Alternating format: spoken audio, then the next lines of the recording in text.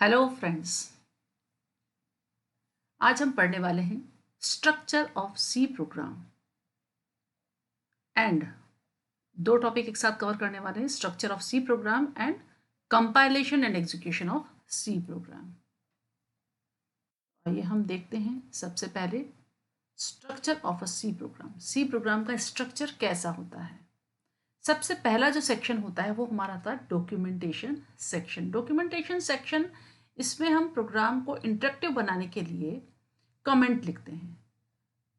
Comment होते हैं क्योंकि वो तो कंपाइलर उनको कंपाइल नहीं करता है और नहीं उनका कोई आउटपुट डिस्प्ले होता है।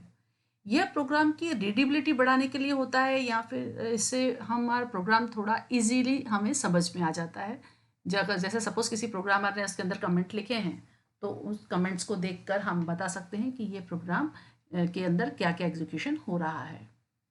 ओके, इसके अलावा होता है नेक्स्ट सेक्शन होता है हमारा प्री प्रोसेसर डायरेक्टिव सेक्शन। इस सेक्शन में हमें प्रोग्राम के अनुसार हमारा जो प्रोग्राम है या उसकी आवश्यकता के अनुसार जो आवश्यकता है, हमें जो रिक्वायरमेंट है उसके अकॉर्डिंग हम हेडर फाइल्स इंक्लूड कर सकते हैं। क्योंकि हम सी प्रोग्राम के अंदर जो हमारी फाइल्स जो हमारी हेडर फाइल्स हैं, यानी कि कुछ फंक्शंस ऑलरेडी बने हुए हैं, वो फंक्शंस अगर हमें प्रोग्राम के अंदर यूज़ करने हैं तो उसकी जो हेडर फाइल्स है, स्पेसिफिक हेडर फाइल्स है, वो हमें इंक्लूड करनी होती है। तो वो हम प्री प्रोसेसर डायरेक्टिव सेक्शन के अंदर हम उसको यूज़ कर सकते हैं, इंक्लूड कर सकते हैं। नेक्स्ट आता है डेफिनेशन सेक्शन। डेफिनेशन सेक्शन में इसके अंदर हम यहाँ पर वेरिएबल डिफाइन कर सकते हैं, डिक्लेयर कर सकते हैं।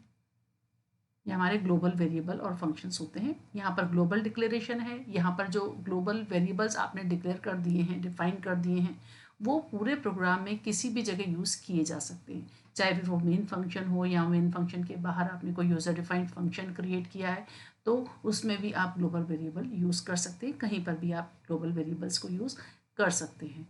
नेक्स्ट हमारा आता है function prototype declaration section. Function prototype means हम कंपाइलर को ये बता रहे हैं कि हम एक फंक्शन बनाने वाले हैं और उसका नाम क्या होगा, उसका फंक्शन किस टाइप का डेटा वैल्यू रिटर्न करेगा या फंक्शन में कितने आर्गूमेंट्स होंगे, उनकी क्या टाइप होगी, एक्सेट्रा एक्सेट्रा, ये सब हम फंक्शन प्रोटोटाइप के टाइम बता देते हैं। मीन्स कंपाइलर को हम पहले से ही बता देते हैं कि हम ये इस नाम का फंक्शन वो क्रिएट करने वाले हैं। यहाँ पर हम बॉडी नहीं लिख रहे हैं, हम डायरेक्ट सेमीकोलन से इसको क्लोज कर देते हैं। नेक्स्ट आता है हमारा मेन फंक्शन। मेन फंक्शन, यहाँ से हमारा प्रोग्राम का एग्जीक्यूशन स्टार्ट होता है और इसके बेसिकली दो सेक्शंस होते हैं, declaration section and execution section. Main function के बाद आता है हमारा यूज़र डिफाइंड फंक्शन सेक्शन, जहाँ पर यूज़र के कुछ, अगर हमें कुछ फंक्शन, खुद के कुछ फंक्शंस हमें बनाने हैं तो उनको डिफाइन करने के लिए हम मेन फंक्शन के बाद हमने हमारे खुद के यूज़र डिफाइंड फंक्शंस सेक्शन के अंदर जाके हम वहाँ पर अपने फंक्शंस क्रिएट कर सकते हैं। तो मेन ये स्ट्रक्चर होता है। इसमें डॉक्यूमेंटेशन सेक्शन, डॉक्यूमेंट्स कमेंट्स लिखना कंपलसरी नहीं है, ये ऑप्शनल है आपका। और डायरेक्टिव सेक्शन जो होता है, प्री प्रोसेसर डायरेक्टिव सेक्शन, ये कंपलसरी हम कह सकते हैं क्योंकि हम बहुत सारी हेडर फाइल्स के फंक्शंस प्रोग्राम के अंदर यूज़ करते हैं। तो जिन भी फंक्शंस, जो भी फंक्शंस उन हेडर फाइल्स से रिलेटेड होंगे तो उन हेडर फाइल्स को हमें यहाँ इंक्लूड करना होता है। ओके, जैसे हम प्रिंटफ फंक्शन यूज़ कर रहे हैं प्रोग्राम के अंदर, तो प्रिंटफ फंक्शन हमारा stdio.h फाइल में होता है, उस हेडर फाइल में होता है, तो वो हेडर फाइल हमें यहाँ इंक्लूड करनी होती है। तो ये हम कंपलसरी बोल सकते हैं। नेक्स्ट है हमारा definition section. It's not compulsory because कोई ज़रूरी नहीं है कि आप वेरिएबल क्रिएट करें ही सही। ग्लोबल डिक्लेरेशन सेक्शन भी कंपलसरी नहीं है, कोई ज़रूरी नहीं है कि आप कोई ग्लोबल वेरिएबल या कोई ग्लोबल फंक्शन क्रिएट कर रहे हैं। फंक्शन प्रोटोटाइप डिक्लेरेशन सेक्शन, अगर आप फंक्शन बना रहे हैं तो उसका फंक्शन प्रोटोटाइप देना होता है, लेकिन ये भी कंपलसरी नहीं है क्योंकि कोई कंपलसरी नहीं है कि आप अपना यूज़र डिफाइंड कोई फंक्शन क्रिएट करें। मेन फंक्शन, हमारा मेन फंक्शन सबसे कंपलसरी सेक्शन होता है, वो मेन फंक्शन हमें देना ही होता है। मेन फंक्शन के बिना हमारा प्रोग्राम एग्जीक्यूट नहीं हो सकता है। ठीक है, तो ये कुछ सेक्शंस जो होते हैं वो कंपलसरी होते हैं, कुछ होते हैं वो ऑप्शनल होते हैं, according to the requirement we will use. इसके बाद आता है हमारा जो मैंने बताया मेन फंक्शन। मेन फंक्शन के दो सेक्शन होते हैं, डिक्लेरेशन सेक्शन और एग्जीक्यूशन सेक्शन। जो डिक्लेरेशन सेक्शन है उसमें वेरिएबल्स को डिक्लेयर किया जाता है और जो एग्जीक्यूशन सेक्शन है, एग्जीक्यूशन सेक्शन में एटलीस्ट हमें एक स्टेटमेंट तो देना ही होता है, कंपलसरी है, उसके बिना हमारा प्रोग्राम एग्जीक्यूट ही नहीं होगा। ओके, तो मेन फंक्शन में हमारा डिक्लेरेशन सेक्शन हो या फिर हमारा एग्जीक्यूशन सेक्शन हो, दोनों को ही हम ओपनिंग एंड क्लोजिंग करली ब्रेसेस के अंदर एनक्लोज करते हैं। ओके, यानी कि डिक्लेरेशन सेक्शन और एग्जीक्यूशन सेक्शन दोनों को हम करली ब्रेसेस के अंदर क्लोज करते हैं, एनक्लोज करते हैं। और एक बात और है कि आपके जितने भी इसके अंदर स्टेटमेंट्स होते हैं वो हम सेमीकोलन से टर्मिनेट करते हैं। तो ये हमारे दो मेन सेक्शन हो जाते हैं मेन फंक्शन के। अब हम आगे देखते हैं ये एग्जाम्पल, यानी कि ये जो एग्जाम्पल है इसमें कौन सा सेक्शन किस जगह लिखा गया है, उसका स्ट्रक्चर क्या है। जिस स्ट्रक्चर की हमने बात की है उसको हम प्रैक्टिकली देख लेते हैं कि कौन सा पार्ट क्या कहलाता है, कौन सा सेक्शन कहलाता है। यहाँ पर स्टार्टिंग में हमने स्लैश स्टार और स्टार स्लैश का एक पेयर दिया है, राइट। यानी कि यहाँ पर हमने दिए हैं मल्टी लाइन कमेंट बोलते हैं इसको, हमने कमेंट बनाया है। ओके, तो ये हमारा कमेंट हो गया।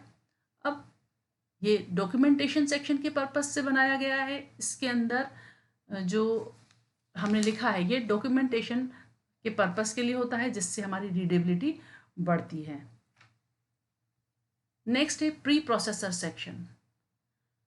प्री प्रोसेसर सेक्शन, ये इसके अंदर हमने हैश इंक्लूड यूज़ किया है, stdr.h हेडर फाइल्स हम इंक्लूड कर रहे हैं, हैश से स्टार्ट हो रहा है, तो ये हमारा प्री प्रोसेसर सेक्शन होता है।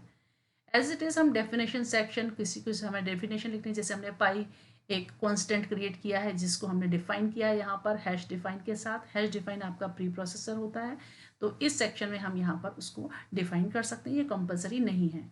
नेक्स्ट होता है ग्लोबल डिक्लेरेशन सेक्शन। यहाँ पर हमने ग्लोबली एक वेरिएबल, जैसे आपने कांस्टेंट बनाया, इस कांस्टेंट को आप प्रोग्राम में कहीं पर भी यूज़ कर सकते हैं। एज इट इज़ आप फंक्शन आपने क्रिएट किया है, ये हमारा ग्लोबल डिक्लेरेशन सेक्शन है जो कि मेन फंक्शन के बाहर होता है। नेक्स्ट हमारा सेक्शन आता है मेन फंक्शन सेक्शन।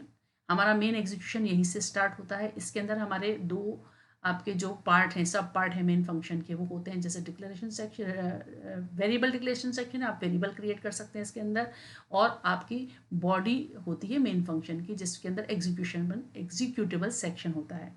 ओके, ये हो गया। इसके बाद आता है हमारा यूज़र डिफाइंड। अगर आपने कोई फंक्शन क्रिएट किया है तो वो हमारा यूज़र डिफाइंड फंक्शन हो गया। उस यूज़र डिफाइंड फंक्शन के अंदर भी हम वेरिएबल वगैरह क्रिएट कर सकते हैं, प्रोसेसिंग कर सकते हैं, तो वहाँ पर भी हम डेफिनेशन सेक्शन दिया हुआ है। तो ये बेसिकली हमारा स्ट्रक्चर है सी प्रोग्राम का। इसके अंदर कमेंट दिया है, हैश इंक्लूड दिया है, हेडर फाइल को इंक्लूड किया है, फिर आपने यहाँ पर कांस्टेंट वेरिएबल पाई वेरिएबल आपने डिफाइन किया है। उसके बाद आपने एक फंक्शन यूज़र डिफाइंड फंक्शन लिखा है सर्कमफ्रेंसेस निकालने के लिए, जिसका नाम है CIRCUM, सर्कम नाम से बनाया है, जिसके अंदर हम रिटर्न कर रहे हैं वैल्यू फ्लॉट टाइप की। तो इसका बेसिकली सिंटेक्स क्या होता है, float circum float means float यानी कि return type, circum name of the function, round bracket के अंदर आर्गूमेंट यानी कि सिंगल आर्गूमेंट हम फ्लॉट टाइप का इसमें पास करने वाले हैं, सेमीकोलन लगा दिया यानी कि ये प्रोटोटाइप है हमारा। उसके बाद इंट मेन फंक्शन है हमारा। Main function opening and closing करली ब्रेसेस के अंदर इसकी जो बॉडी होती है मेन फंक्शन की वो आती है। इस बॉडी के अंदर हमारा वेरिएबल सेक्शन है जहाँ हमने वेरिएबल क्रिएट किया हुआ है, float r equals to 5, float c equals to circumference हमारा जो फंक्शन है सरकम नाम से, वो हम यहाँ पर कॉल कर रहे हैं, जिसके अंदर हम पास कर रहे हैं r में क्या है हमारा 5 वैल्यू। तो जैसे ही हम इसको कॉल कर रहे हैं तो ये इसकी बॉडी में जो आपका जहाँ आपने फंक्शन डिफाइन किया है वहाँ चला जाता है ये, यानी कि डायरेक्ट वो जंप कर देगा फ्लॉट सर्कम फ्लॉट r की डेफिनेशन पे यहाँ पे ये इसका डिक्लेरेशन जो आपने किया है पूरा।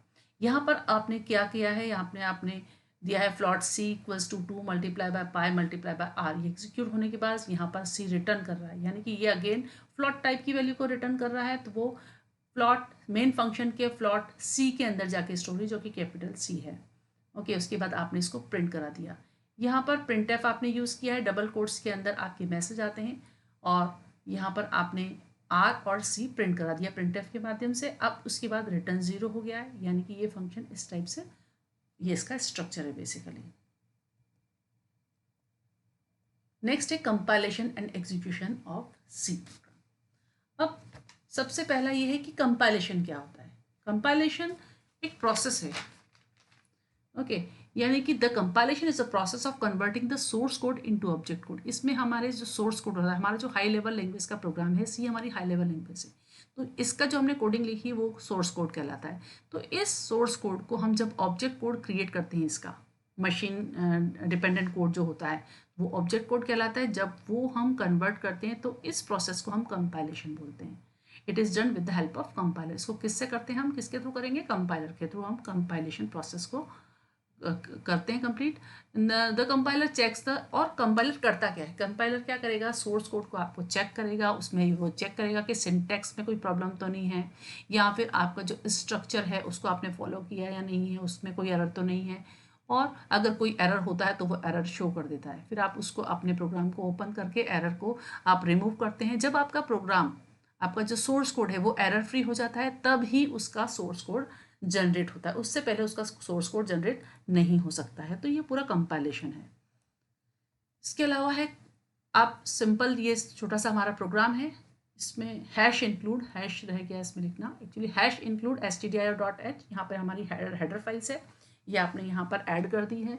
इसके बाद आपने लिखा इंट मेन फंक्शन, इसके अंदर आप सिंपल सा वेलकम्स यू प्रिंट कराना चाहते हैं। ओके, तो इसके लिए सबसे पहले बेसिकली कंपाइलेशन जब होता है, जब आप एग्जीक्यूट करते हैं किसी भी सी प्रोग्राम को, तो उसके 4 मेन सेक्शंस होते हैं। फर्स्ट वन है प्री प्रोसेसर। प्री प्रोसेसर इसमें कैसा रहेगा आपका, ये प्री प्रोसेसर जो है आपका एक प्री प्रोसेसिंग प्रोसेस है आपका, जिसमें आपका प्री प्रोसेसर सोर्स कोड लेता है एज एन इनपुट। ओके, और उसके बाद आपके प्रोग्राम के अंदर जो कमेंट होते हैं, आपने कमेंट भी ऐड किए हुए हैं। सपोज जैसे हमने लास्ट एग्जांपल लिखा था, आपने स्लैश स्टार स्टार स्लैश करके मल्टीपल लाइन कमेंट दे दिया है, तो वो मल्टी लाइन कमेंट्स को पहले क्या करेगा, आपके कोड से रिमूव कर देगा, हटा देगा वो उसको। ओके, उसके बाद प्री प्रोसेसर डायरेक्टिव जो आपने प्रोग्राम में इंक्लूड किए हैं, प्री प्रोसेसर हमने इंक्लूड किया यहाँ पर stdio.h, तो वो चेक करेगा आपकी stdio.h को, वो उसका जो आपका डेटा है, जो कोड है stdio.h के अंदर, उस कोड को आपकी सोर्स कोड के साथ वो ऐड कर देगा। जहाँ पर भी आपने प्री प्रोसेसर डायरेक्टिव लिखा है, उस प्री प्रोसेसर डायरेक्टिव की जगह पर वो पूरी जो कोडिंग है stdio.h की, वो वहाँ पर रिप्लेस कर देगा उससे। ओके, तो ये रिप्लेसमेंट के बाद, ये प्री प्रोसेसर के बाद जो सेक्शन, जो आपकी फाइल क्रिएट होती है वो .i एक्सटेंशन की फाइल क्रिएट होती है। उसके बाद आता है कंपाइलेशन प्रोसेस, कंपाइलिंग प्रोसेस। ये इसमें क्या करता है, आपने जो नेक्स्ट सेक्शन है ये इसके अंदर कंपाइल करता है आपके जो इसको जो प्री प्रोसेसर के बाद की जो फाइल मिली है, उस फाइल को ये कंपाइलर कंपाइल करके और एक एक्सटेंडेबल कोड बनाता है। ओके, जो कि असेंबली कोड होता है, असेंबली कोड होता है ये। अब असेंबली कोड अगर जनरेट हुआ है तो फिर असेंबलर उसमें आएगा, तो असेंबलर असेंबली कोड को ऑब्जेक्ट कोड में कन्वर्ट करता है, वो काम असेंबली कोड करता है। नेक्स्ट आता है लिंकर, लिंकर जो कि लाइब्रेरी फंक्शंस को ऐड करता है। तो ये पूरा प्रोसेस है, इसमें देख लेते हैं हम। सबसे पहले हमारे पास सोर्स कोड है, सपोज हमारी फाइल test.c नाम से है।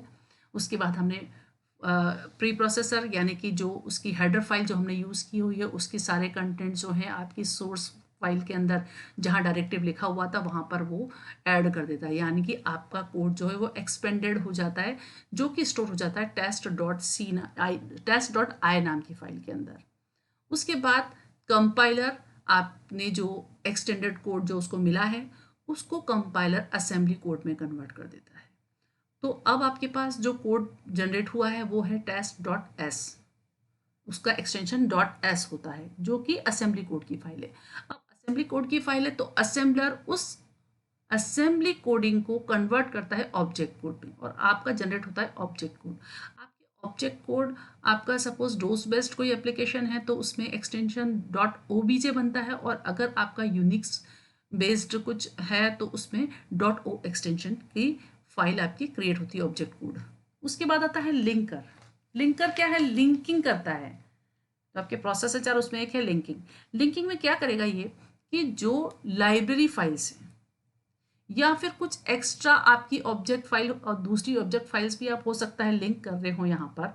जब आपने वो यूज़ कर रहे हैं तो ये जो लाइब्रेरी फाइल्स होती हैं वो ऑलरेडी आपकी कंपाइल्ड फाइल्स होती हैं, तो उन फाइल्स को, उनके डेटा को भी वापस ये ऐड कर देगा आपके सोर्स कोड के अंदर, और उसके बाद ये उसकी क्रिएट करता है EXE फाइल। लिंक करने के बाद उसकी यहाँ पर जनरेट होती है EXE फाइल, आपकी एग्जीक्यूटेबल फाइल जो आपका कंप्यूटर रन करता है। ये पूरा इसका प्रोसेस है। अब इसको, ये जो पूरा प्रोसेस है इसको हम देखने के लिए एक सिंपल सा प्रोग्राम, जैसे वेलकम्स यू का प्रोग्राम हमने यहाँ पे बनाया हुआ है, इसी टाइप का हम प्रोग्राम बना लेते हैं। वो तो हमने यहाँ पर किया, हम अपने कोडिंग में आ जाते हैं। ये हमारा सी की है कोडिंग, यहाँ पर हम लिखेंगे। हमने यहाँ पर सबसे पहला जो हमारा रहता है हैश इंक्लूड, हमने यहाँ पर लिखा हैश, हमारी हेडर फाइल यूज़ करनी है stdio.h। उसके बाद यहाँ पर हमें मेन फंक्शन लेना है, इंट मेन फंक्शन। क्लासेस आ गए, इसके अंदर हम प्रिंट कराना चाहते हैं, यानी कि प्रिंट एफ लिया हमने। प्रिंट एफ में हमने दिया वेलकम्स यू, ये वेलकम्स यू दे दिया है, और इसके साथ हम लाइन ब्रेक कर देते हैं और लास्ट में सेमीकोलन से क्लोज होता है। उसके बाद क्योंकि ये हमारा मेन फंक्शन इंटीजर टाइप की वैल्यू रिटर्न कर रहा है तो हम यहाँ लिखेंगे रिटर्न 0। ये हमारा पूरा प्रोग्राम रेडी हो गया है। अब हम इसको एग्जीक्यूट करते हैं। ओके, तो पहले हम एक काम कर देते हैं, इसको हम, क्योंकि अभी ये अनटाइटल्ड नाम से सेव हो रहा है, तो अब हम इसको सेव कर देते हैं पहले, तो हमें पता चलेगा, हमने किया इसको, तो हमें पता चलेगा कि इसकी कौन कौन सी फाइल जनरेट हो रही है। हमने इसको टेस्ट टाइम से सेव कर दिया, test.c, ओके, यानी कि test.c एक्सटेंशन से हमने इसको सेव कर दिया। हमारी ये सी फाइल है। ओके, हमने इसको वापस कंपाइल किया। ओके, वेलकम्स यू प्रिंट हो गया है। अब हमें चेक करना है कि हमारी जो जो हमने .c फाइल बनाई थी, तो बाकी हमारी ऑब्जेक्ट फाइल वगैरह बनी या नहीं बनी। तो हम क्या करेंगे, टूल्स में जाएंगे, यहाँ पर हमारा कमांड प्रॉम्प्ट पे जाएंगे, यहाँ पर हम करेंगे dir, हमने डायरेक्टरी देखनी है। यहाँ पर हमारी बहुत सारी फाइल्स डिस्प्ले हो रही हैं। इसमें test.c जो हमने सोर्स कोड थी, हमारी फाइल बनाई थी, वो है। उसके बाद test.exe फाइल लास्ट में आपकी जो एग्जीक्यूटेबल फाइल थी वो बन गई है। उसके बाद test.o आपकी ऑब्जेक्ट फाइल बन गई है, लेकिन s और i नाम की एक्सटेंशन वाली फाइल यहाँ डिस्प्ले नहीं हो रही है। ओके, क्योंकि वो आपकी इंटरमीडिएट फाइल्स होती हैं। तो वो फाइल्स भी हम चाहें तो उनको बना सकते हैं। उनको बनाने के लिए हमें कमांड देने होंगे, तो हम यहाँ पर कमांड देंगे gcc -s, और फाइल का नाम, हमारी फाइल का नाम टेस्ट है, तो हम यहाँ लिखेंगे test.c। करके देखते हैं एक बार, test.c हो गया, exe होगी, o हो गया, और s, यहाँ पर देखिए आपकी s फाइल जनरेट हो गई है। अब यहाँ पे आपकी s फाइल जनरेट हो गई है। अब हमें i फाइल डिस्प्ले करनी है, वो भी नहीं है इसके अंदर, तो हम दूसरा कमांड एक और है हमारे पास, gcc -save -temps -c-o। यहाँ पर हमारी दोनों o फाइल और c फाइल दोनों का नाम आएगा, यानी कि हमारी test.c, ये हमारी फाइल यहाँ पर आ गई है। एंटर किया हमने, एरर इज देयर, क्या एरर है देखते हैं हम। इसके अंदर हमारा gcc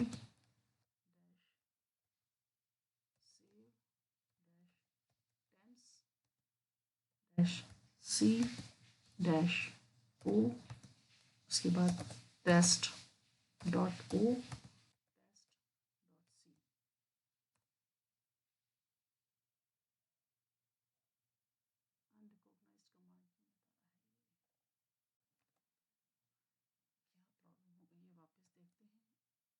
यस, यहाँ पर हमने gcc की test.o की जगह 0 कर दिया, इसलिए एरर आ गया। आई थिंक सो हमने यहाँ लिखा save -temps -c-o, लिखा test.o।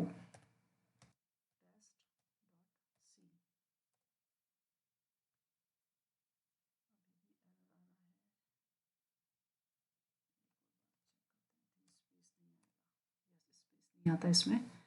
तो अब हम dir करके देखते हैं, ये देखो यहाँ पर test.i फाइल भी हमारी क्रिएट हो गई है। ओके, तो हम अभी इसका एक बार हम एक्सप्लोर में आ गए हैं। यहाँ पर हम फाइल ओपन करके देखते हैं हमारी जो असेंबली फाइल क्रिएट हुई है वो किस टाइप से दिखती है। तो यहाँ पर देख सकते हो ये आपकी सी सोर्स फाइल है, ये एप्लीकेशन फाइल है, ये प्री प्रोसेसर को इंक्लूड करने के बाद फाइल है, उसके बाद .o एक्सटेंशन की फाइल बनी है, और ये assembler source code. Assembler source code को फाइल को हम ओपन करने के लिए यहाँ पे राइट क्लिक करके नोटपैड पे ओपन कर लेते हैं। ओके, तो ये आपकी फाइल ओपन हो गई है। ये आपकी फाइल आपकी असेंबली की फाइल है। ओके, तो ये फाइल इस टाइप से आपकी क्रिएट हो गई है। ओके, तो आपने देखा किस टाइप से इसका एग्जीक्यूशन प्रोसेस होता है। I think you understand very well about the execution process of the C program. उसका एग्जीक्यूशन कैसे होता है, उसका कंपाइलेशन कैसे होता है, उसका एग्जीक्यूशन कैसे होता है। I think you understand very well now. So have a nice day. Thank you.